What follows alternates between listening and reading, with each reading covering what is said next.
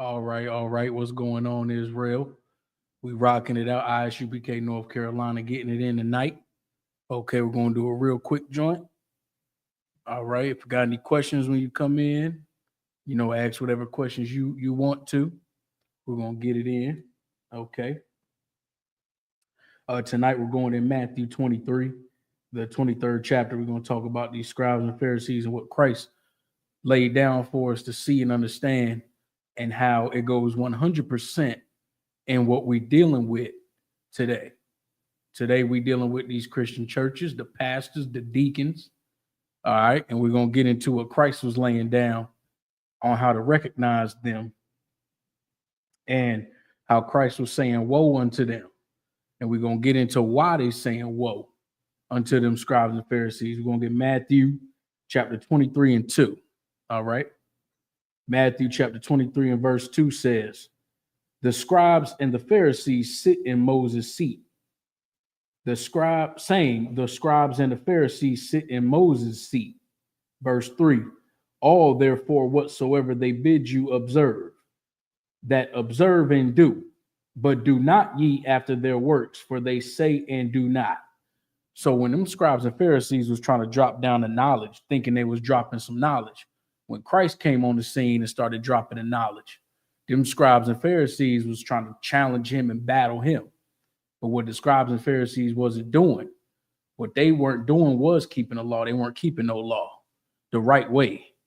They were acting like they were doing it because they were charging people and trying to stone people for what they believed was the law, and it wasn't. Meaning this, it's just like when you have police. The police go out and try to catch criminals and lock people up and, put them in the back of the truck and take them downtown and book them and all that. But at the same time, you got police doing the wrong thing too. So they believe just because they're locking people up and getting people selling drugs and getting criminals, and you run the red light and give you a ticket, they believe because they're doing that, they think they're cool. They think they're good, but they're not. So the Pharisees was trying to get people, the scribes and Pharisees was trying to get people to do and tell people what to do, but they weren't doing it themselves. All right. So Matthew 23 and 2, or we'll start at 23 and 1. Matthew chapter 23, verse 1. Then spake YAHANNA to the multitude and to his disciples. Verse 2, saying, the scribes and the Pharisees sit in Moses' seat. Verse 3, all therefore whatsoever they bid you observe, that observe and do. Meaning like, see this, do this. You observe this, do this, telling you what to do. But do not ye after their works, meaning don't do after what they doing, because what they was doing wasn't right. So when Christ was coming to show us how to execute the law in righteousness, the scribes and Pharisees was making up things of their own, like washing your hands before you eat and all that. That wasn't the law of God. There's a lot of things the scribes and Pharisees was doing that wasn't okay. Shalom, sis, y'all shema tabashim y'all shah. Glad to have you up in here.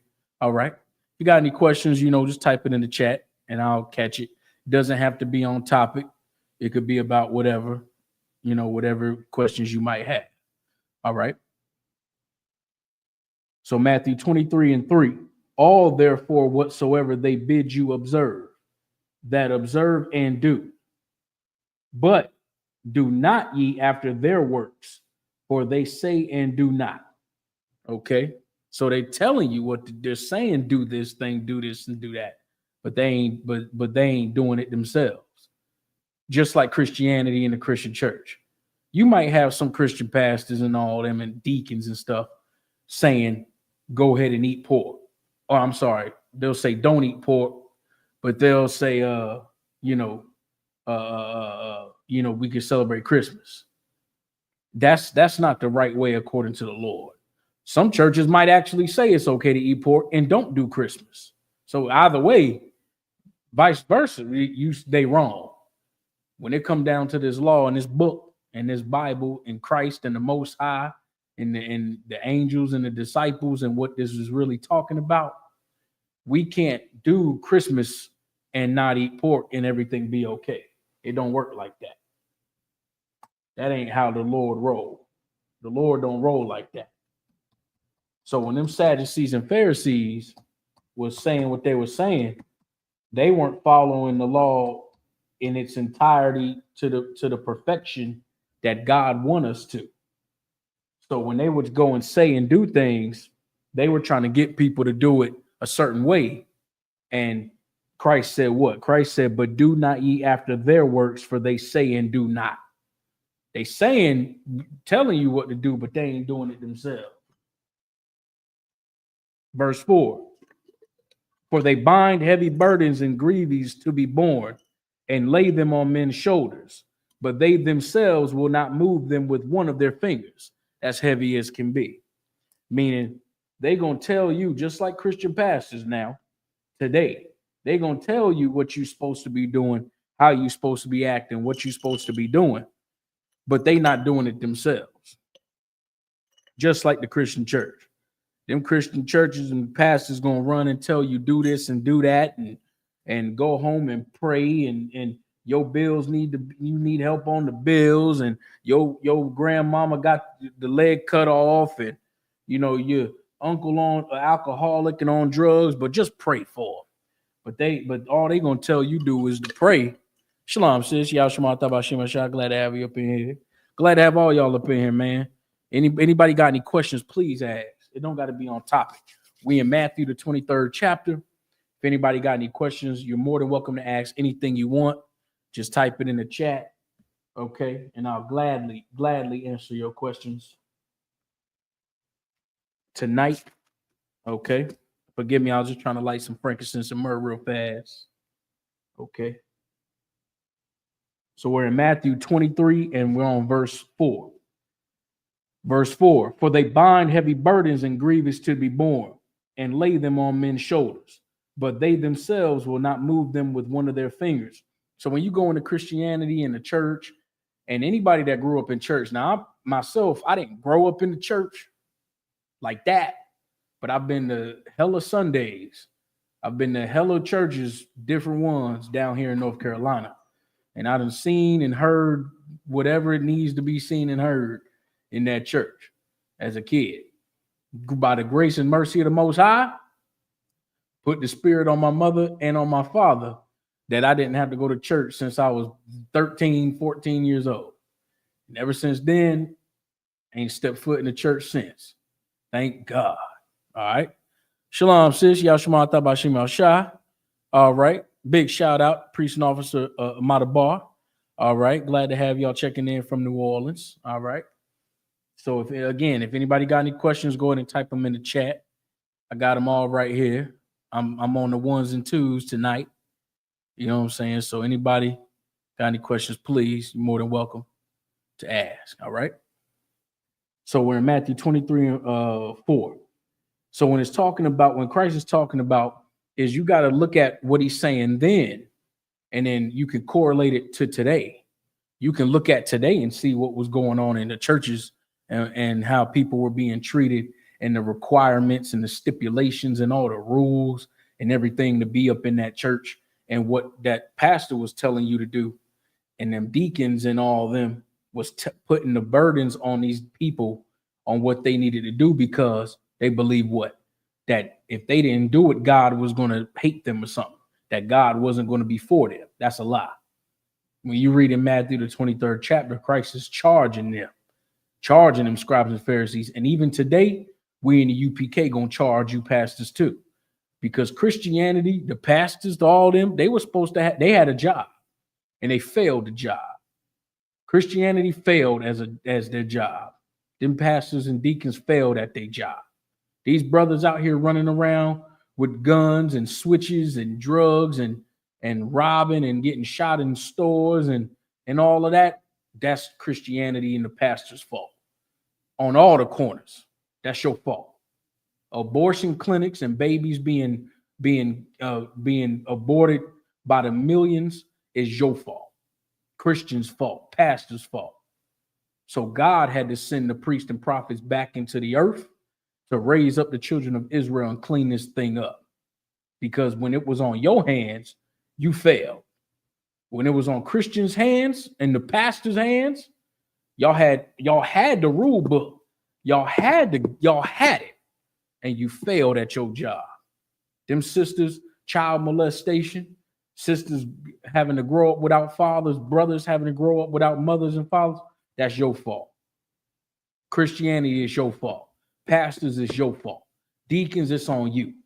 For you brothers and sisters out there that's on drugs, brothers and sisters out there that have been abused, you brothers and sisters that done robbed and stole and killed and went to prison or jail and all of that, it ain't your fault. It ain't your fault. We come out here every day, and I'm just behind the screen tonight, but we hit them street corners. We do the prison programs, the food drives. We come up in here and teach every day as we can to let you know that the Lord done wipe that thing clean. The Lord done wipe that clean. You was out there robbing and stealing. This the Lord telling you that you good to go from here on. Don't rob and steal no more. You don't have to. You don't got to go to the church to be saved by some Christian pastor running you up for your money. That ain't what Christ was taught. Christ is here charging them in the Matthew the 23rd chapter. Matthew the 23rd chapter.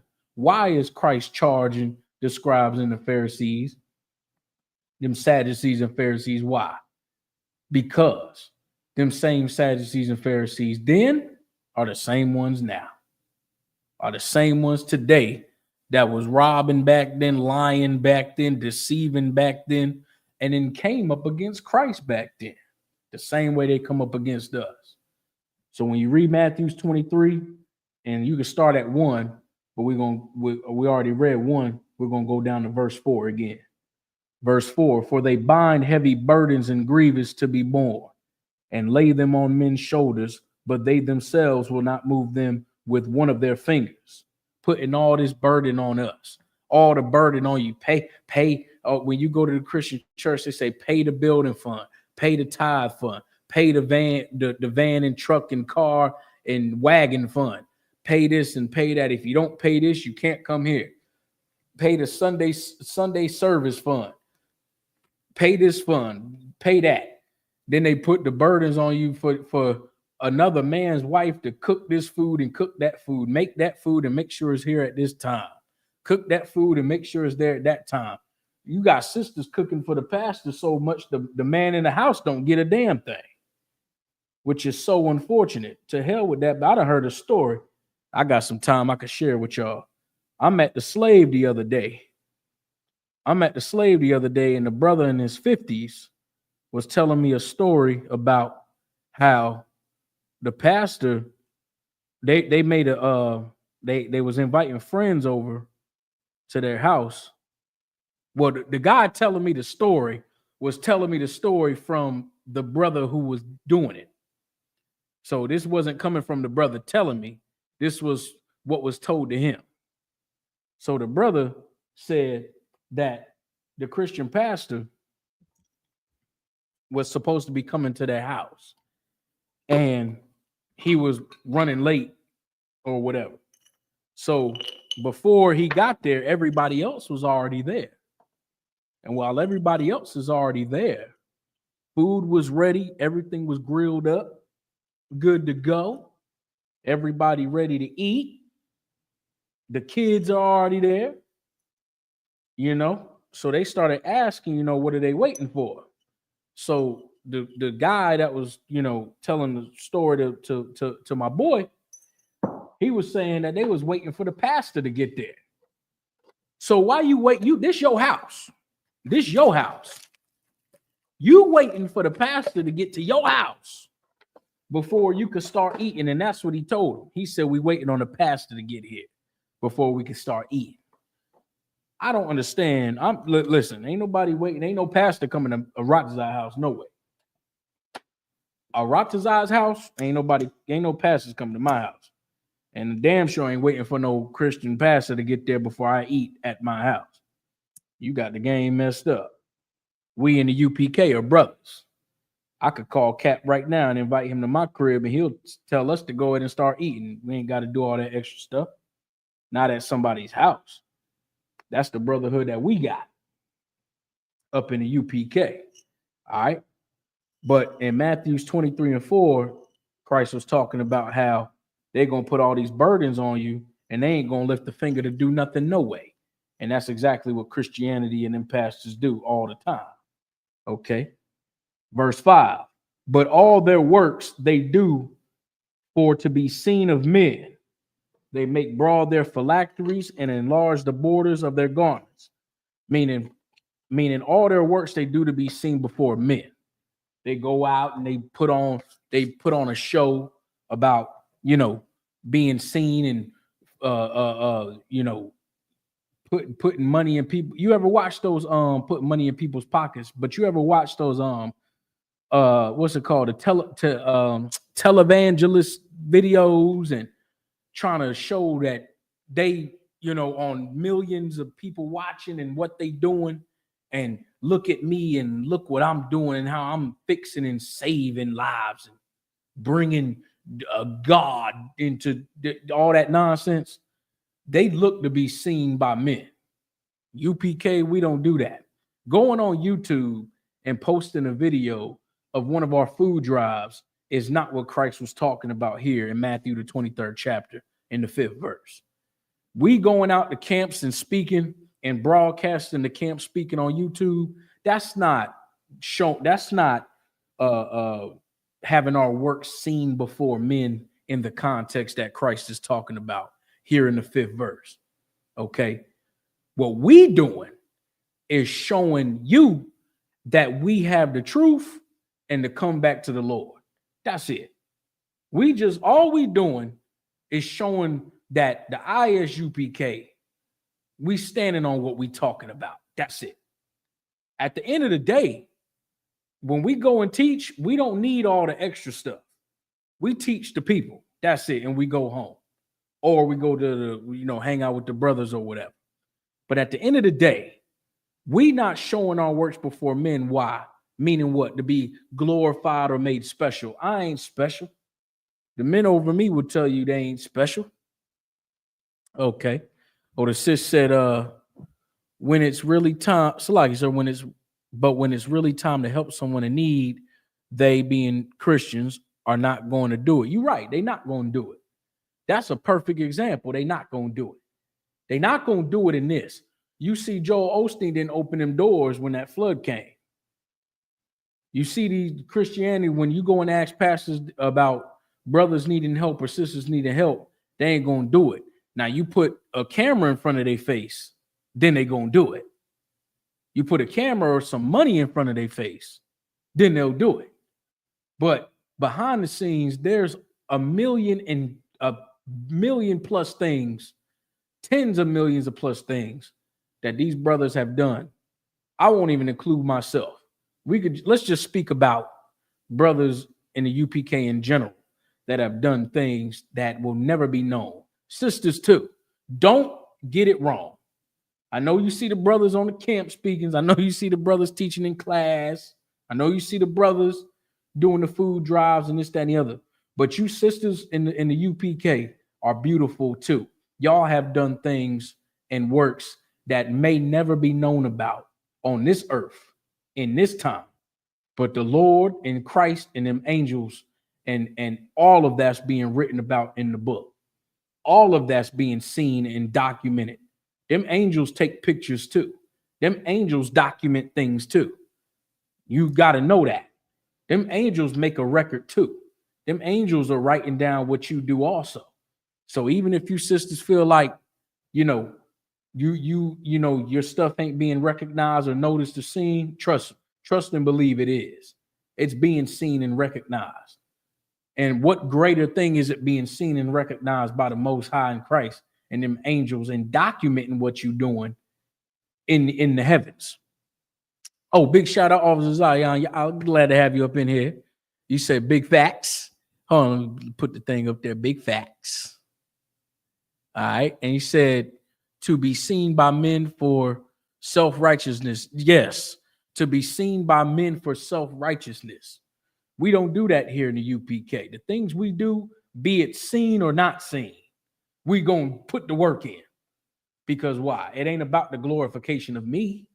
It ain't about the glorification of the camp leaders or the generals or it's about fixing and raising up black people and Hispanic people and them Native Indians and getting them right and correct. Okay.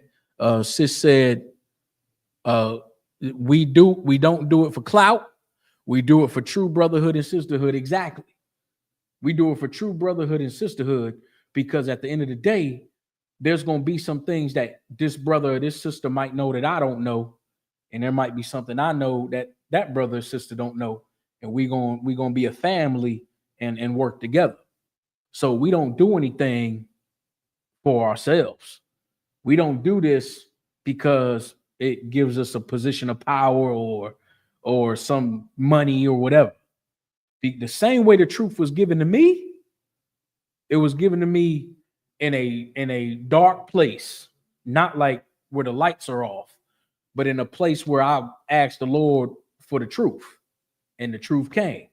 So in a place where I was low, the Lord allowed me to understand and know the truth. And the same way it was given to me, I give it. I don't ask for money. I don't ask to be put on TV, or I don't ask to be, in Hollywood as a multimillionaire. None of that. If the Lord allowed me to have the truth, I'm gonna do what I can do and follow them orders to pass the truth on. And Lord allow I can deliver and break it down that way y'all can understand. You know what I'm saying?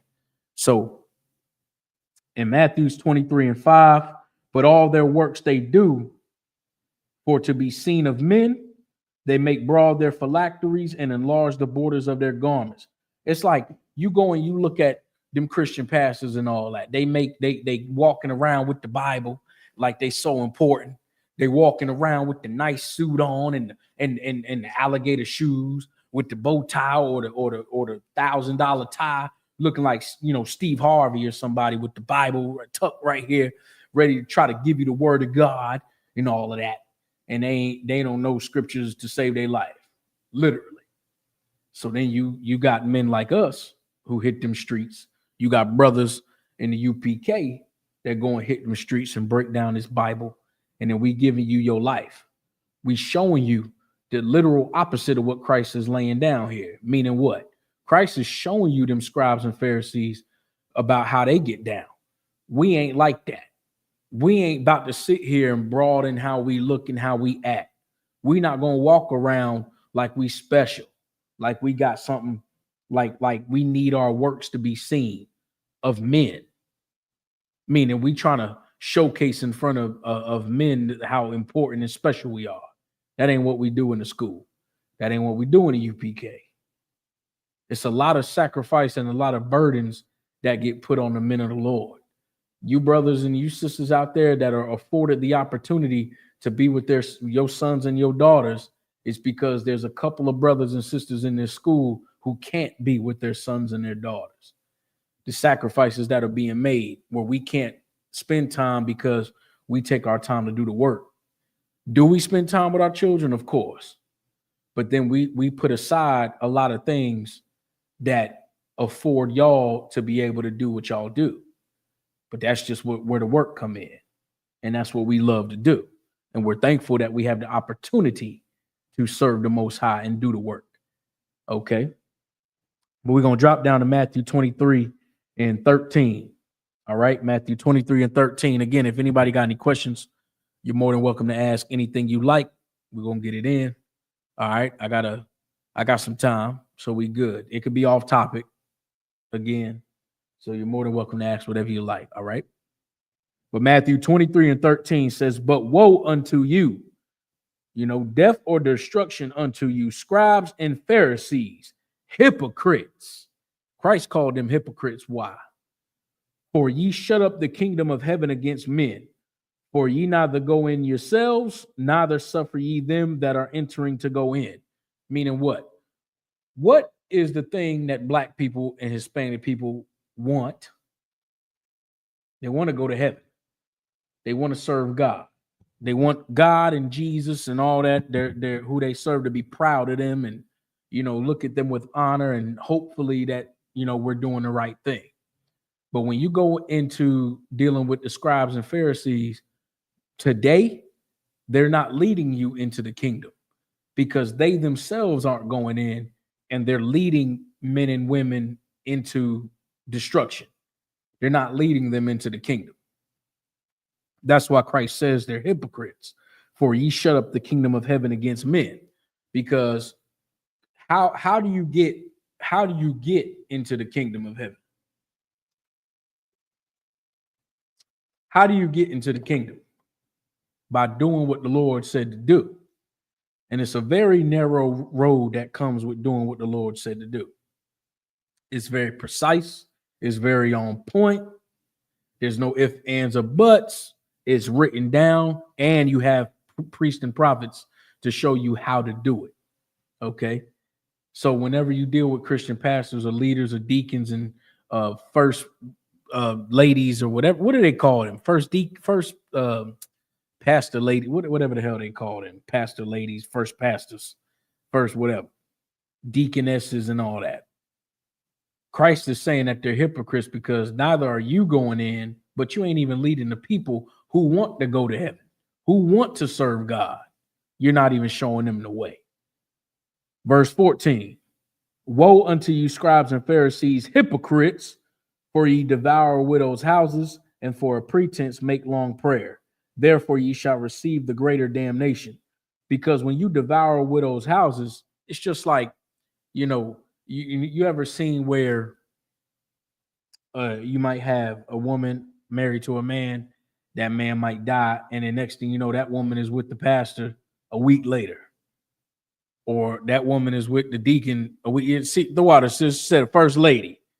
First lady. What's going on, Mata Bar? Glad to have you up in here. All right now. But first lady. Calling you the first lady. Who the hell you the first for? The first lady of what? That sounds like when you go into politics in the White House with the first lady or whatever in the White House, the wife of the president, something like that. But yeah, you got your first lady up in Christianity. Nobody care about what the hell will make you special. I'm gonna tell y'all the truth. I don't even know. I done been in here for a short time, but since 2014, I still don't know who the generals' wives are. I'm not trying to know who their wives are, but I'm saying I still don't even know who they are. I only seen 2 in my whole tenure, my whole time being here. 2.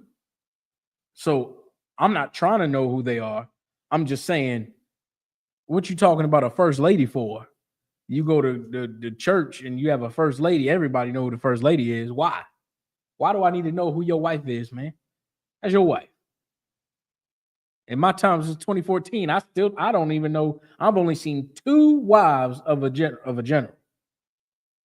And I'm saying from one general, I've only seen his 2 wives. That's it. I don't even know the other. I don't need to know. My point is, you go to the church, you done seen that, everybody's wife up in there.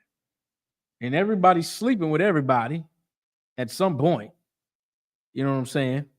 So when Christ said, for ye devour widows' houses, and for a pretense make long prayer, therefore ye shall receive the greater damnation.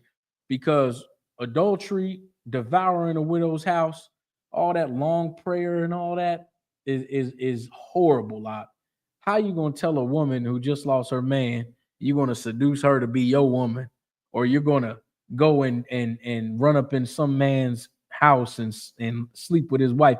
I remember a brother told me, well, not a brother in here, but somebody told me at my slave that, and this is horrible. I cover the children's ears.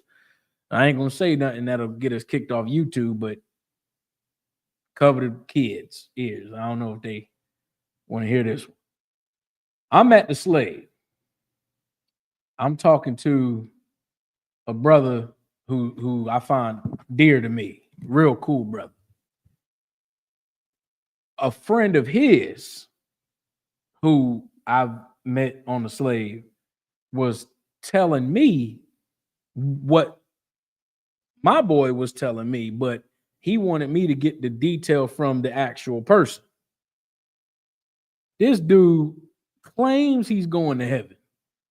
This guy he professes that he got a one-way trip to go see the Most High in Christ, and despite everything he's been through, he believes he's going to heaven.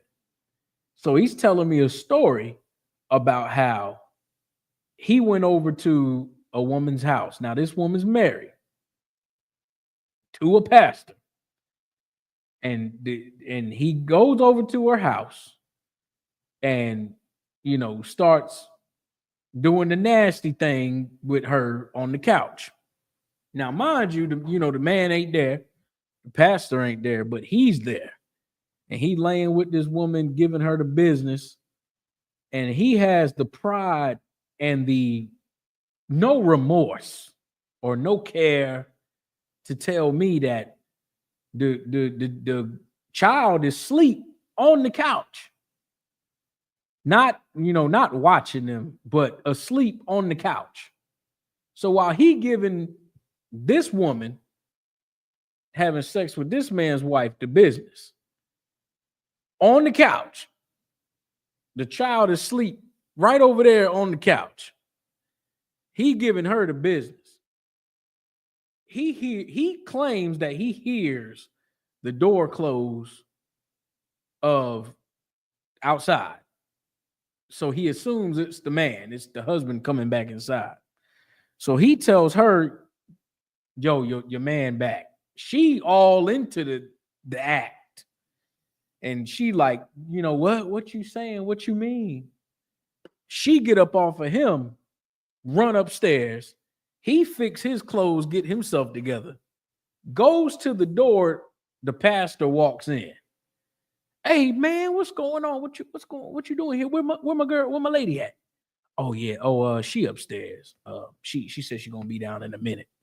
Okay, well, nice to meet you, man. Good to have you, brother. Glad to see you, brother. Good, what I'm saying. Old girl comes downstairs, act like nothing happened. Tells old boy, we good. Don't worry about whatever. Come back later. Old boy, who's telling me the story in full pride and just no remorse and just acting like everything's cool, he go ahead and leave. So you mean to tell me the level of hypocrisy that you claiming to be a Christian, you claiming to love God, you claiming to love Christ, you claiming that you got a one-way ticket to heaven, you was just having sex with this pastor's wife in his house, on his couch, next to the child that's asleep on the couch.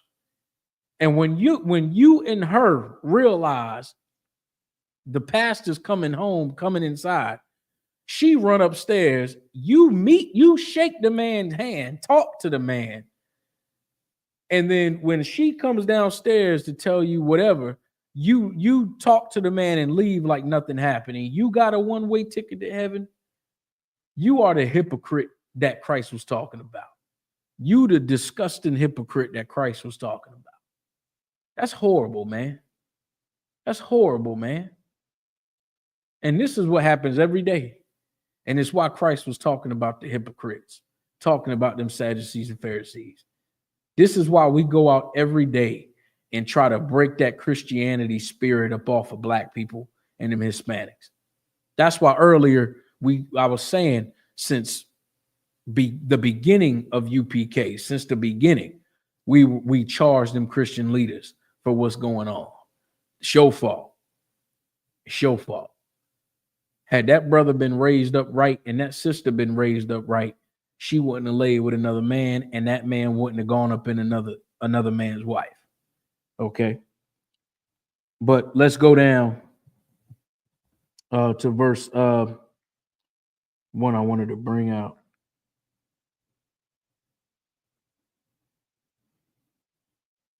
Verse 23. All right. If anybody got any questions, hit me with them. We're gonna get up out of here in a few minutes. I know it's been a short class, but we got a few more minutes left. I'm gonna read verse 23, Matthew 23 and 23. Y'all got anything? Please hit me with it. I'll be right there for you. All right. Verse 23. Woe unto you, scribes and Pharisees, hypocrites. Now, Christ is saying this again. When you read these verses, you will see where he says, woe unto you, scribes and Pharisees, hypocrites, because he's charging them for doing one thing and saying another, or charging people to do something they not doing it themselves. All right. Matthew 23 and 23. Woe unto you, scribes and Pharisees, hypocrites, for ye pay tithe of mint and anise and cumin, and have omitted the weightier matters of the law, judgment, mercy, and faith. These ought ye to have done, and not to leave the other undone. So Christ is saying what? You go in a Christian church now, and they tell you to pay your tithes. They tell you to pay your building fund, pay your car fund, pay the floorboard fund, the window fund, this fund, that fund, pay this and pay that, and give us your money for this and give us your money for that. But when Christ said, and have omitted the weightier matters of the law, what's the weightier matters of the law? The judgment and mercy and faith is adultery.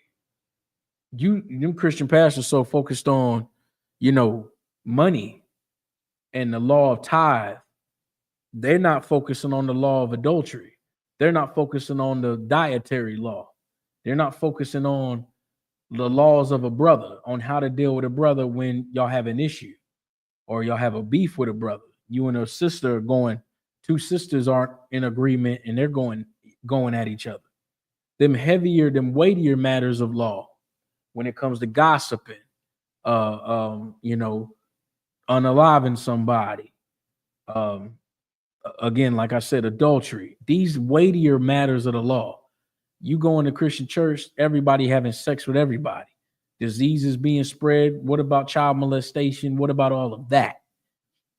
Them scribes and Pharisees today, just like Christ was bringing out, y'all worried about money. Y'all so focused on damn money. This child being hurt. You know what I'm saying? These kids being destroyed out here. These went big shout out, Officer Mata Bar, man. Make sure y'all like and subscribe to the channel and all I.S.U.P.K channels. You damn right. Subscribe to all these joints. Okay, the water for that. All right. And the sis said, Khan, I don't want Khan. That's nasty work. And also exactly how a lot of that unaliving happens exactly how all them unalivings happen in the Christian church that don't get talked about. All the harm that's being done that don't get talked about.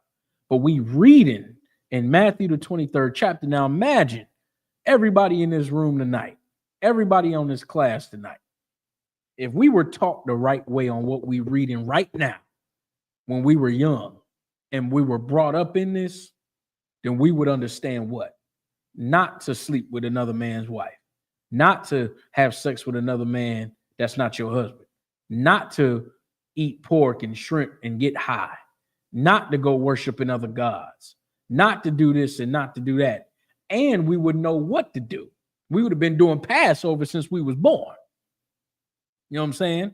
We would have been doing Hanukkah since we was born. We'd have been rocking the garment since we was born. We'd have been having the menorah since we was born, understanding the Lion of Judah, the dice for Levi. We would have known about all these different things. Okay. We would have known about, I'm thinking the dice. I'm sorry, I said Levi. Hesitate. I might be off on the trial. My bad. But we would have known about all of this. The shields of David back here, we would have known about this coming up. We would have known about all of this stuff and wouldn't have to worry about what Christ was laying down. But now that we're getting it, let's hold to it. Now that we're getting them breakdowns, hold to it. Now that we got officers of 5,000 and all these brothers and sisters coming together, let's hold to what we got. And when we go to that Passover, April 12th, and you look at all them women and all them brothers and all them children and all the generals and captains and officers and young men, and you see each other, remember that and carry it every day. See each other, dap each other up, take pictures, eat together, drink together, and remember what the Lord did for us. Remember, the Passover is about the Lord. And remember, it is, and when you walk in and see that lamb's blood spread over, see that and remember what the Lord laid down for us back in Exodus. Remember what Christ done did for us. Remember what brothers and sisters do for each other each and every day in this school.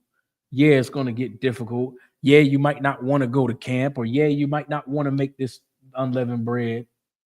You might be tired because you got off the slave and your husband's telling you to do such and such. Do it, because afterward, Satan gets defeated, and then you can look back and say, I put the brick in. I put my work in. And you're going to feel way better than you would if you don't do it. Remember that. You ever go to try to work out and you tell yourself, I'm going to go work out today, I'm going to get it in, and you don't go, and how bad you feel? Yeah. Now, have you ever not wanted to work out and exercise? And when you didn't want to go work out and exercise, you went and worked out and exercised, and afterwards you felt great.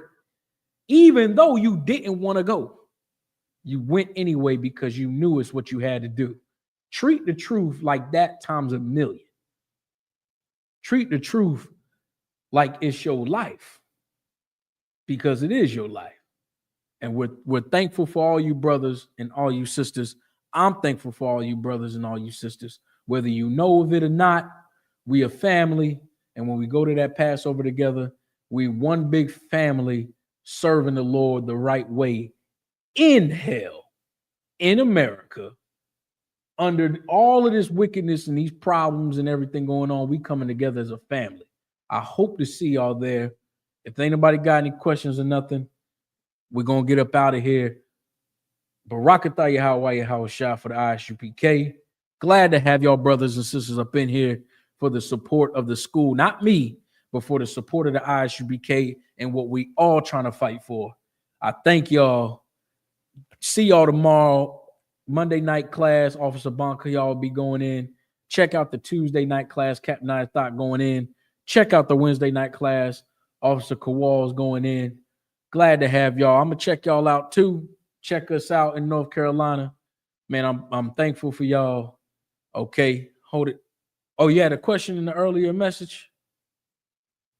Oh, hold on. I got you, sis. Hold on. You had a question in the earlier message. Oh, okay. I'm sorry about that. I see it here. It says, Elijah, what scripture can I show someone that believes that we are only supposed to live by the New Testament? I got you. All right. And throughout the sis for saying Tawab class, you know, all these brothers be dropping it heavy, you know what I'm saying? But let me go ahead and get what the sister asked for. What scripture can I show someone that believes that we are only supposed to live by the New Testament? Got you right here.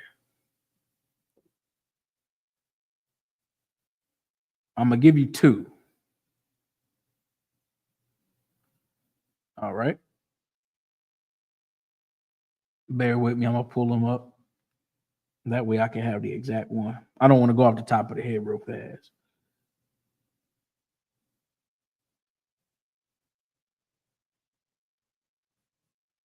All right. So first we're going to go to Romans 15:4. We're going to go there first. Romans 15:4. It's a real good one. All right.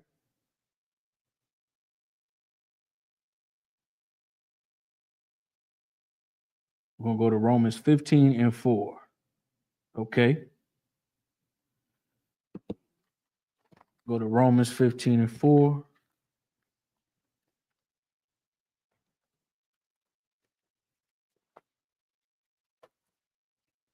All right.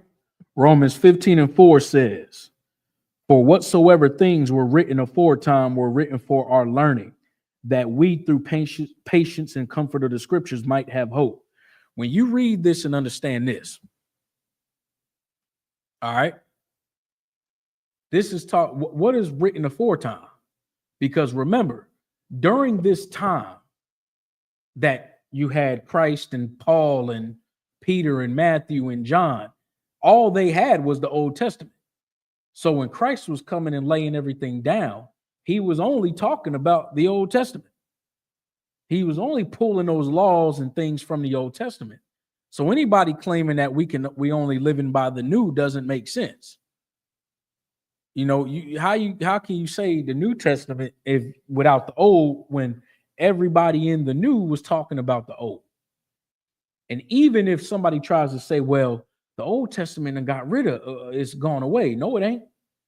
We reading right here in Romans 15, where it says, whatsoever was written aforetime, for whatsoever things were written aforetime were written for our learning. You go back and read the Exodus, that was written for our learning. You go back and read in Genesis where the flood came and they were having interracial marriages, which is why the Lord flooded the earth. That was learning so that we don't do that again. When you read about Solomon, when he was laying with strange wives or the other nations women, we should have read that, learned that, and shouldn't have done that. When we read in the law about serving other gods and idols, we should have learned from that and not done that. Okay? That we through patience and comfort of the scriptures might have hope. That's what they were doing. That's what they back then had to go by. Us today, we got the Old and the New Testament. So we're reading all of this from aforetime. But they were having the Old Testament to go by, and Christ came to execute that law righteously to show them how to do it. So Romans 15:4 is a good one. Also, when you read Hebrews 8:8, let's go to Hebrews 8:8 is another one. Go to Hebrews 8:8. And when we read Hebrews 8:8, hold on. I'm going to get in the Old Testament where it says the same thing so that we can show how it goes hand in hand. Okay?